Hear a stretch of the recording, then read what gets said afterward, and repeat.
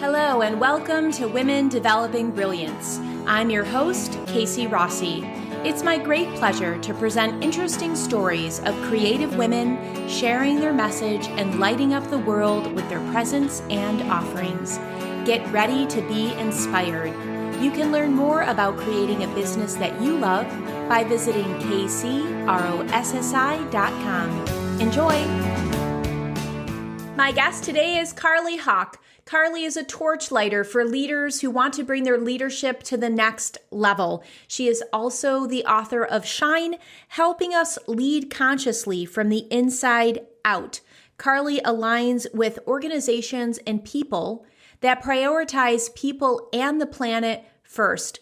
The cool part about this episode is Carley shares a hands-on experience to help you uncover and navigate triggers, which is going to be a very timely and helpful tool to have in your back pocket. Enjoy this episode, my friend. Carley, thank you so much for being here. I'm really excited to dive into this conversation with you. Likewise. Thank you so much, Casey. Yeah, absolutely. So share with our listeners a little bit about you and your journey as an entrepreneur. Well, I have to say, I didn't really think I was going to be where I am today. I mean, we never do, right? The path just kind of evolves and opens. But essentially how it began is that I was teaching stress resiliency and meditation back in my late 20s in San Francisco. And I was teaching these community classes, and an HR director from Littler Mendelson, which is a big law firm. They have huge law firms all over the country, but one of their headquarters was in San Francisco. She saw one of my offerings and she said, "Can you teach stressed out lawyers how not to be so stressed?" And I was like, yes, because my father was a stressed lawyer. And this is actually why I do what I do. Oh my gosh, how perfect. I don't actually think I told her that, but that was like my internal voice. And so it was just a lunch and learn, 1 hour. There were 40 lawyers and I made a difference. I made a positive impact. And she kept asking me to come back. And I thought, this is really cool. I really love being of service in this way to leaders, to companies. And what kept me and has kept me continually supporting different organizations and companies is because I really feel that the men and women and people that don't necessarily identify with a gender norm have such power and influence inside of companies to really be a force for good in the world. And so that is the place that I want to put my energy to serve so that we can come together to create more of an inclusive workplace. And therefore that will help us to support a more inclusive world that works for everyone and is more in alignment with people and planet and not profit. And so it started from there. It's evolved into some incredible opportunities. I've worked with LinkedIn and Pixar and Cliff Bar and a lot of tech companies in the Bay, and have been teaching at Stanford on lots of different topics related to consciousness and leadership for the last 7 years. And I also am adjunct faculty at UC Berkeley's Haas School of Business. And I also wrote a book, which I know we'll talk about a little bit later, which is coming out next year. So it's been this really interesting journey, and it hasn't been easy. I will definitely say that. Starting my business the first 5 years, I worked my tush off, was not a lot of balance. There was definitely burnout going on. And, it's still kind of this checking in with myself. Okay, because no one's going to tell you to stop working when you're the founder of your own company. And if you love what you do, like I do. So absolutely. Oh my gosh. So many good things. All right. Yeah, go for it. Before we dive into burnout, because that is a topic that is really near and dear to my heart, because I, like you, have experienced it and really want to help other people avoid it as much as possible. So I definitely want to go into that subject. But I'm also very curious because we always, think things things are serendipitous, but they really have these behind the scenes connection points. And when you mentioned your dad being a stressed out lawyer, and then all of a sudden this opportunity came for you to help and heal that specific genre, I'm really curious to hear about the ripple effect of growing up in that environment, really having a dad that was maybe super into his work, which it sounds like, or having that stressed out feeling. Like, how did that make you, have an interest in like, wait, there's got to be another way. Let me dig a little deeper and maybe make a different way for myself as well. Mm-hmm. Mm-hmm. Well, what I'd say is that most of us, and this actually goes into the topic that we were talking about before we hit record, not all of us know how to regulate our emotions when stress is here. And especially if we're feeling really maxed out, like many of us are right now with the pandemic, there's just been so much happening in our world, so much adaptation and change and uncertainty.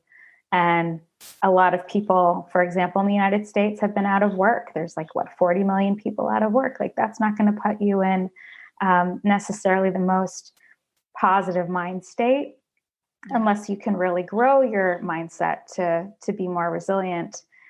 And my father, like many of us, tends to react versus respond when he feels stressed. And so that had a huge impact on me. It's why I started my meditation practice when I was 19. It's why I've been practicing yoga since I was 17, because it helps me stay centered and grounded. I also have triggers. I also am impatient, and I, can go into that triggered state, but I'm aware of it usually, I'd say 90% of the time. And that self-awareness supports me to then go, oops, I'm sorry, or I'm taking personal responsibility for this.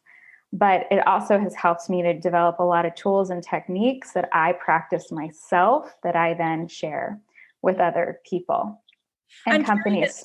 Yeah, that's beautiful. I'm curious, at such a young age, when you were starting to bring in meditation and yoga, did you feel like you were carving your path solo, or did you have other support and role models that were into that kind of more holistic, holistic modalities? Oh no, I was definitely doing it on my own. Yeah, I started the first yoga class in SUNY Plattsburgh. I think I just told you I went to undergrad there. I was a personal trainer in college. That's how I made money to pay, for schooling and tuition and all of that.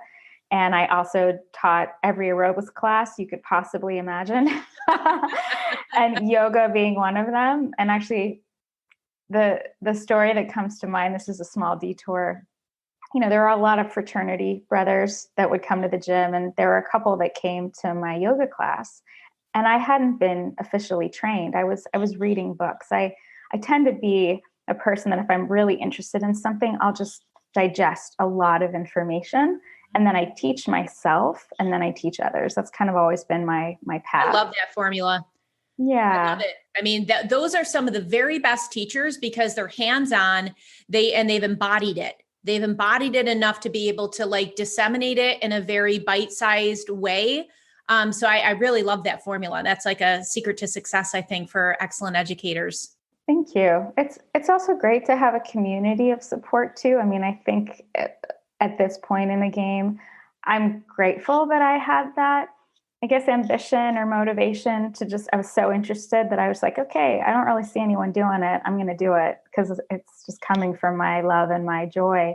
And it's also really great to have a community of people where you're learning together, where you're holding each other accountable, because, being in the spirituality and health, there's a lot of leaders all over the world, not just in spirituality, that are not actually in integrity. They're bypassing a lot of stuff. They're going, I'm teaching this, but I'm sleeping with my students.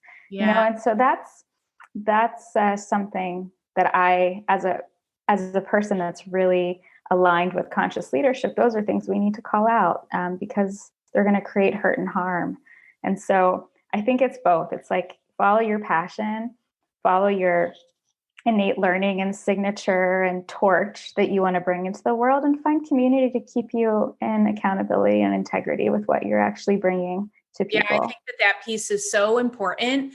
I think the quality of being that carving your own lane is probably what has contributed to making you a successful entrepreneur, because there's a risk factor and a trailblazer factor and of like no plan B factor that goes into kind of both of those things. I see the lens kind of overlaying, and I'm curious to see how that has manifested in your experience. Like what type of qualities that you kind of stepped into as a young woman that you really bring into your world now?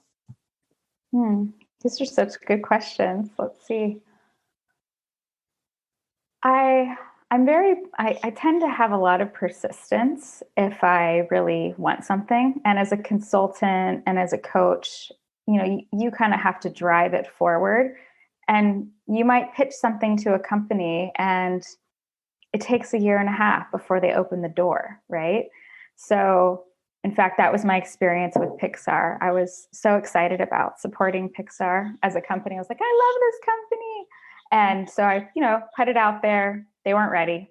Put it out there. They weren't ready. And I had a lot of colleagues and friends going, you need to get Carley in the door, right? And so it finally happened. But I think there's a quality of patience and persistence. And I'm still working on my patience. Even as a person that practiced meditation and mindfulness, sometimes I'm just so ready to be in service or so ready for this thing to happen. But you have to meet people where they are. You have to meet companies where they are. And so it's a balance. It's such a balance. Sense. And I can imagine how yoga contributes to embodying some of those qualities of like knowing when to ride your edge and that consistency and persistency of showing up for yourself. And when you need that balance. And I think it's really important for people to hear that because we're all looking for results. I think that the pandemic has even maybe made that urgency pumped up a little bit more. So maybe those that had more patience now are feeling a little bit more anxiety. And so I'm very curious. I know that you help people deal and navigate with triggers. And it would be awesome if you could share an experience of how we can help the listener or how they can help themselves deal with triggers that come up in our daily life. Mm-hmm. Great. Yeah. So triggers are normal. We all have them. And what I would say about triggers is that usually we're triggered by something because we're experiencing a challenge or a difficulty. And we also can have a trigger based on what someone has said that triggers like an old wound that we've experienced, whether it was in our childhood, whether it was in the workplace, whether it was in a friendship. And so I guess I want to just start with that, is that we all have them. And it's so important that we are compassionate to ourselves when we're in a state of trigger. The other thing that happens, because we are human beings, which we are emotional beings, that's such a huge fabric of who we are, is that there's a scientific term called emotional contagion, which means that, Casey, if you're upset and agitated and angry, even if we're on the Zoom call, I'm going to feel it because we're linked, we're connected, whether we realize it or not. And so if you're triggered, it's really important if I can be the calm, grounded one and just to recognize she's a little triggered. How can I just hold space for her? And whatever she's about to say, it's not about me. I'm not taking it personally, right? And that also could be an opportunity to just reflect that back. I'm noticing that your voice is getting really loud. I'm noticing that you seem a little stressed out. Maybe we should just take a break, or is there some way I can support you right now? So naming it in the moment helps the other person regulate their body, their nervous system, so that they can come back into balance. And I'll go into this exercise that I'm going to lead you through really quickly. But the thing that I really want to say as a take-home message is that if I'm triggered or you're triggered, that is not the right time to have a conversation. Yes. It's not an effective time to have a conversation. And in fact, I've been co-developing a really amazing communication training program for Cliff Bar. They're one of my favorite companies. They're the nutrition sports food bar that is completely sustainable, and giving them a little plug. And nice. We've been developing and facilitating this wonderful program for all of the Cliff Bar employees. And one of the big components of it is how to navigate triggers. And so we just did a training this week on it. And it's coming from this body of work that I developed. And I'll be really honest, the reason that I developed this particular practice that I'm going to guide you through is that I was in a romantic relationship a couple years ago, and we were both triggered. And the relationship ended. And I tried to really have us come back into communication. And every time I did, he was super triggered, very avoidant. And I got triggered as a result. Mm-hmm. And I felt so devastated that we couldn't find a way to connect and communicate. It's like, all right, I have to figure out an exercise so that if this ever happens again and he's triggered and then I get triggered, I can be the calm one. And so this is where I love that problem solving attitude. I think that's awesome. We're gonna fix this. Well, at least I could be the change. I can't do anything about him. I've tried. We're not in each other's lives anymore.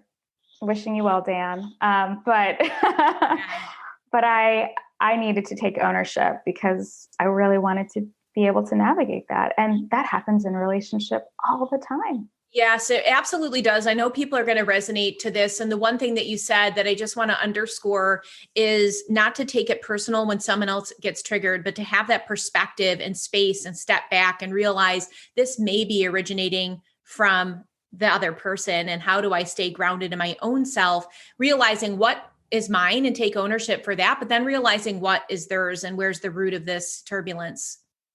Yeah. And pushing pause on the conversation, is really important. And then coming back when you're both in a more calm place. Did you ever just wish there was a group of high vibe women entrepreneurs that you could hang out with? A place where you could share your wins, get a biz question asked, and be around people that just get you? Well, there is, my friend. It's my Women Developing Brilliance Facebook group. I created a place on the web where like minds and open hearts could continue the conversations that we start here on the podcast.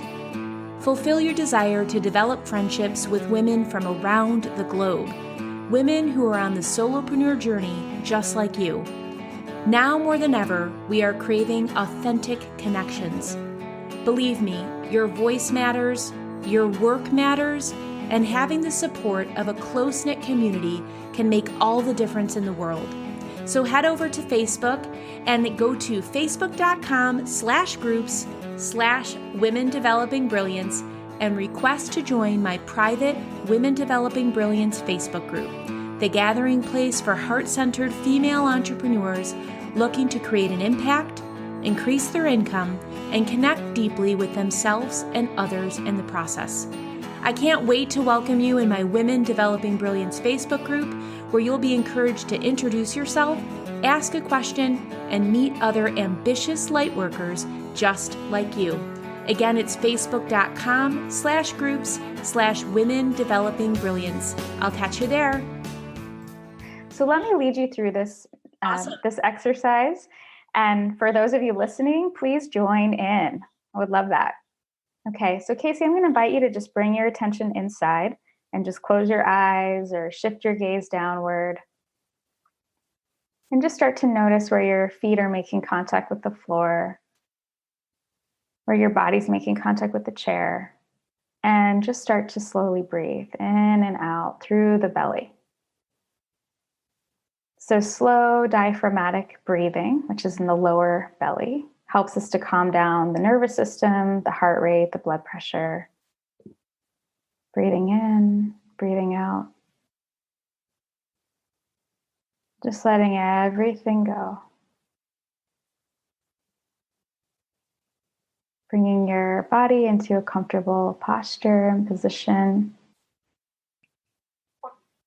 And then bringing your awareness to a situation that happened recently at work, at home, where you felt triggered. And you want to normally start with an exercise, a situation where you're moderately triggered. Like it's not the most triggering event in your entire life because we want to be successful with this.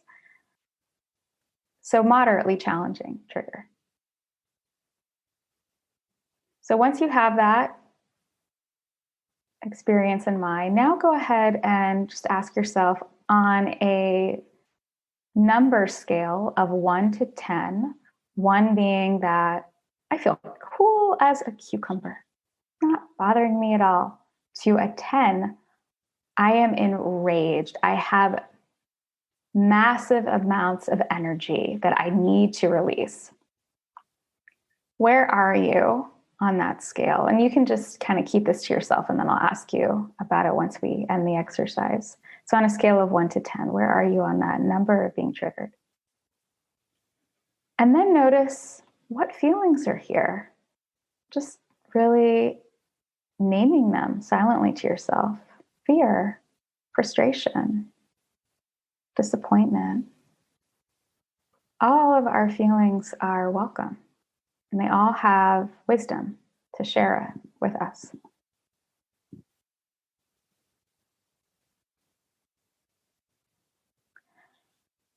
The other thing that happens when we acknowledge our feelings is that we're actually calming down our emotional response. We're actually able to regulate our bodies more. It's called affect labeling. It's a scientific term. Another way to think of it is we have to name it to tame it.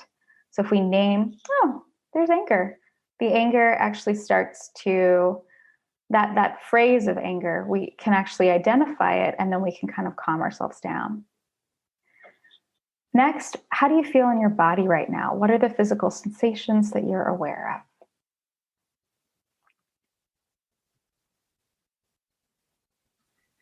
And again, just allowing it all to be here. Nothing's right or wrong.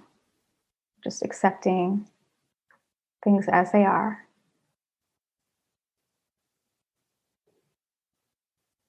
And then lastly, when you think about this experience, you might just ask yourself, what do I need to support myself best right now? Maybe there's a kind phrase or gesture or like loving touch I can offer myself to just help me soothe. And maybe there's an action that is needed to support me with, for example, this person. Maybe there's a boundary I need to set. Maybe there's a conversation that needs to happen. Maybe there is, telling them, ouch, that really hurt. Don't do that again. So just taking all of this in. And then when you feel ready, opening your eyes, coming back.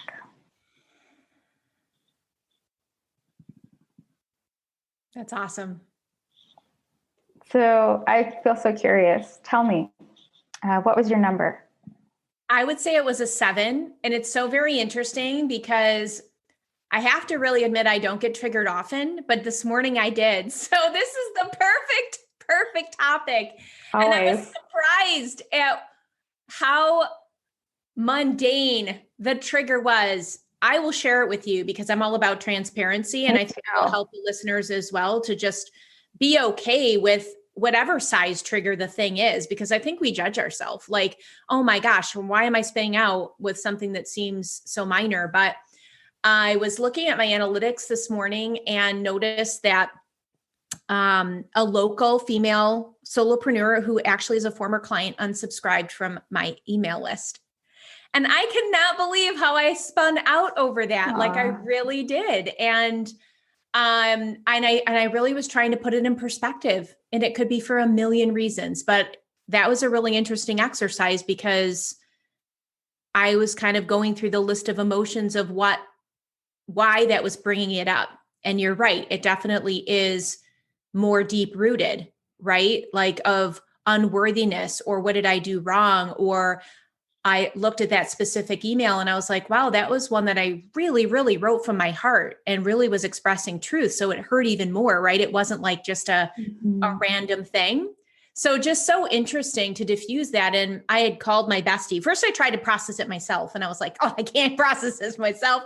And then I had some shame. Like, I can't believe I'm letting this like take so much time up of my morning. Right. But yeah, so back to you. So that's what I was working through this morning. And this exercise was super timely and putting a name to it and actually breathing into it. And I could really feel that sense of physical correlation to the mindfulness of, oh, when I first was focusing on that, I was feeling chest constriction. And when we deepened into that mindfulness process, I was like feeling more soothed, getting more perspective, having more space, having more self-compassion that I don't need to judge myself. And it also puts it into perspective, you know? And I think the space too of realizing maybe it was for me and maybe it was just like, I sent out too many emails and she didn't want to hear from me. I don't know, but yeah, it's interesting. Right. Thank you. Great awareness. Yeah, great awareness. So what I would say and actually you went through all 3 steps. Let's do the last one, which is like, and I guess that's what I'm hearing. The thought that would support you best is like, I don't know. I don't know what happened and I'm not going to take it personally. Yeah. Yeah. I think the personally thing is great. Perspective is great.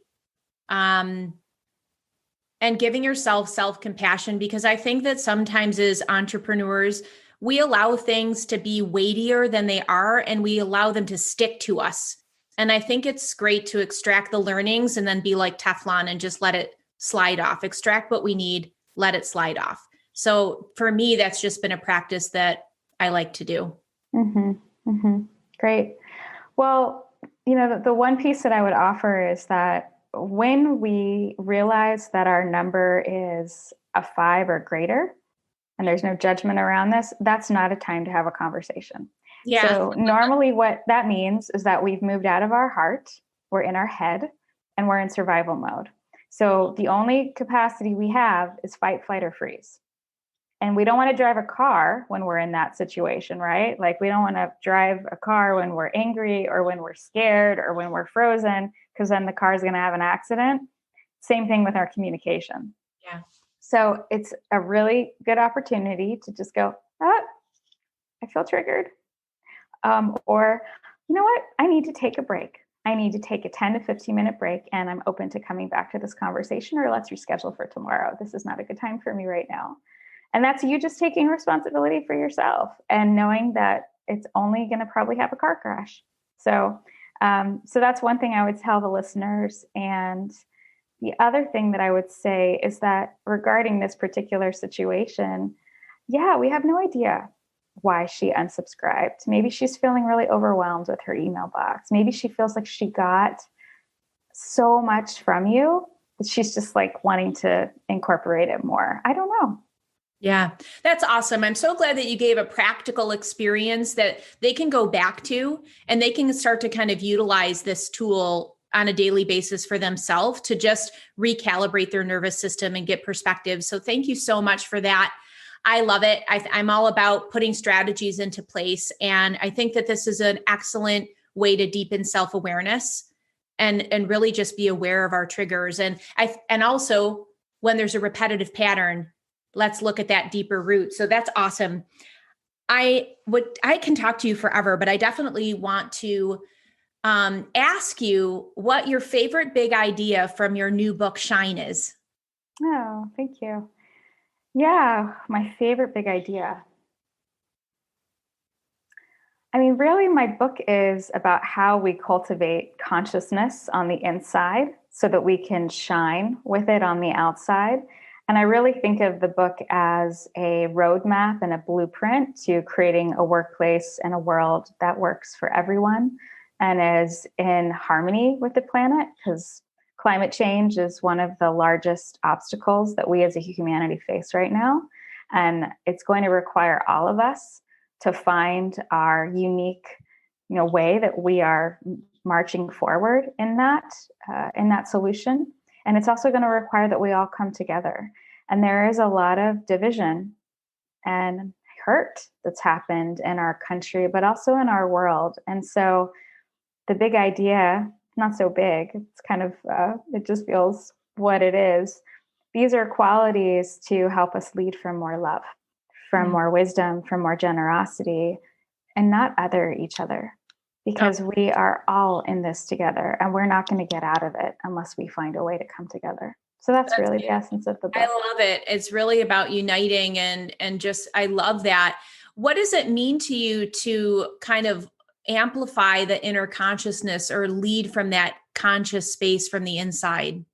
Well, I call it the inner game, and I'm not the first person to use this term. The inner game rules the outer game. So in my 10 years of working with leaders and lots of companies, I've noticed these qualities over and over and over again that really support leaders and people to be in more integrity in their actions. But it comes from the inside first. So the 6 qualities that I've decided on, there's so many, but these are the ones, I didn't want to give people 15. That's a lot to practice with. Self-awareness, emotional intelligence, resilience, love, well-being, authenticity. And there's various practices in the book that support us to cultivate it on the inside, and then we get to see it on the outside. And in the book, you're actually going to follow 9 leaders throughout the book who are really embodying these qualities, and you get to see how they're shining on the outside. Like Mark Benioff, CEO of Salesforce, he's one of the leaders. They're one of the companies in the book. So yeah. Oh, that's cool. That's exciting. I'll definitely share the link in the show notes for the listeners to get their hands on a copy. If you were going to have a prediction for 2021 for emerging thought leaders, what would it be?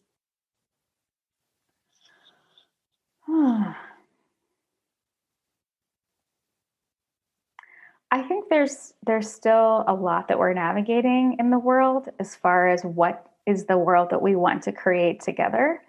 And I guess what I would caution and invite is that we have to create a whole new system. We have to really be willing to let go. We have a lot of systems in place in our country, even like daylight savings time, which is coming this week. I'm like, why are we still doing this? There are not a lot of farmers in this world. I'm so grateful for the farmers, but their crops are actually on timers now. Does this really support us to thrive? Yeah, exactly. So, I'm just kind of like, there's all these things that we've been doing because we've been doing them. They're not working. We need to cut them. We need to hospice them. We need to, really look at the bigger perspective. What's going to support us all to thrive? And it's going to take time. But I think one of the things that's really important is we start to I hear people saying when it gets back to normal, it's not going to get back to normal. This is the new evolution. This is the new emergence. What do we want to create together? Mm-hmm. Yeah, I love that mind shift. It's really powerful. It's very future forward. And I believe that that's how we're going to succeed together and individually. So collectively and individually. I'm curious, what ratio do you recommend or subscribe to when it comes to kind of like starting individually or acting locally and then more of the global collective? And speaking specifically to when you talk about, can you be a little more explicit?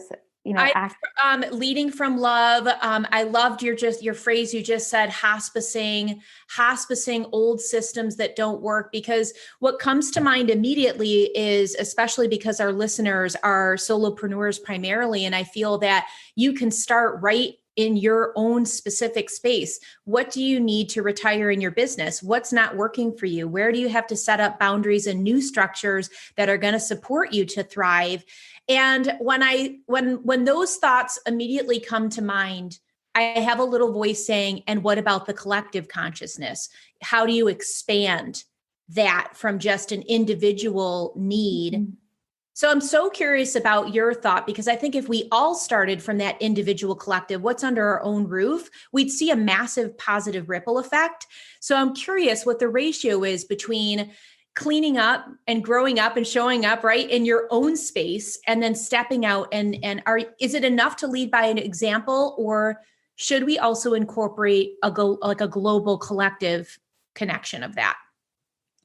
Yeah, well, I mean, I'll just share personally what I'm experiencing right now. So I just made a huge pivot. I moved from California to North Carolina. I was in California. I was in the Bay Area for 13 years, and I made the shift for many reasons. But there were a lot of things actually that were just kind of dying for me there. The energy was just slowly, in some ways, being like, Carley, it's time to go. Try something new. And I'm more of a small town girl at heart. And so for me, it was like just really getting in more alignment with my truth and being willing to let go. And I'm still navigating it. Like I have some incredible people out in California, but I'm in this new environment. I'm living in Black Mountain, which is about 8,000 people.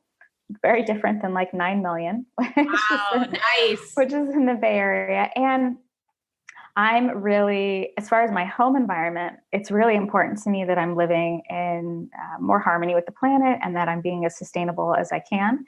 And so, for example, they only do recycling once a week. No, once every 2 weeks. I'm like, that's not acceptable. Most of us are recycling more, even though, let's be honest here, only 7% of what we actually recycle gets recycled because China is not taking our trash anymore. And we do not have a great system in place in the United States. But for me, I'm also aware that I don't have a compost set up yet. And that's something I'm actually going to be talking to my neighbor about, is like, how do we create this like group compost? And so these are just things I'm looking at in my own environment. And then how do I put that out into the world? The other thing that I'm aware of, and I haven't gotten going on this, but it's going to happen. North Carolina, here I am. Exactly. They're so lucky to have you. I love it. Well, and also if I say it out loud, then I have to really hold myself accountable to it. And hopefully your listeners will be like, so Carley, how's it going with like getting them to convert to bring your own bag? But one of the things that is really hard for me when I go into grocery stores here is they hand out plastic bags like it's candy. Plastic is in everything. The plastics in our water, in our soil. We can't do it anymore. It's a system. We got it. It's done. It's done. Like we're killing ourselves with plastic. So I bring my own bags. I have to then pack my own bags. Not a big deal. Mm-hmm. And how do we create this system where that's just the norm? That's what is done in many parts of California. And I love it. And you don't even think about it. You just do it. But it's a pattern we have to end. We have to educate. And even when I go into these grocery stores, they'll start putting my stuff automatically in a plastic bag. There's not even a paper bag nearby. And I'll say, no, thank you. I have my own bags. This is really horrible for the environment. And the person always goes, oh yeah, you're right. And then I see right after I leave, they put the next person and I want to like scream, but it just feels like they're in a robotic trance. It's so true. And I think that they are old standing patterns, which are going to take time and compassion and repetitiveness in order to like break those. But I really am hearing it's just that's like a trigger for me. There you go. I don't scream, but inside I'm like, no. Absolutely. And it just kind of shows that persistency, using your voice, speaking your truth, not being afraid to go against the norms. And so I really love that. And I can tell that you do it in a very loving way. And then that we just have to believe that in time, we're going to promote change. We're going to have that change be the ripple effect. So, well, you are a delight, Miss Carley, and North Carolina is very blessed to have you. Thank you for doing the work that you do in the world. You are truly shining. And I really appreciate you sharing your wisdom and that really sweet experience, so our listeners can just embody some of the wisdom that you shared. If you were going to leave some bright light goodness, what do you want to share today? Thank you. Thank you for all those compliments and appreciation. I wholeheartedly receive them. That's very nice to hear. Well, like you, I have a podcast called Shine. And so it's bi-weekly.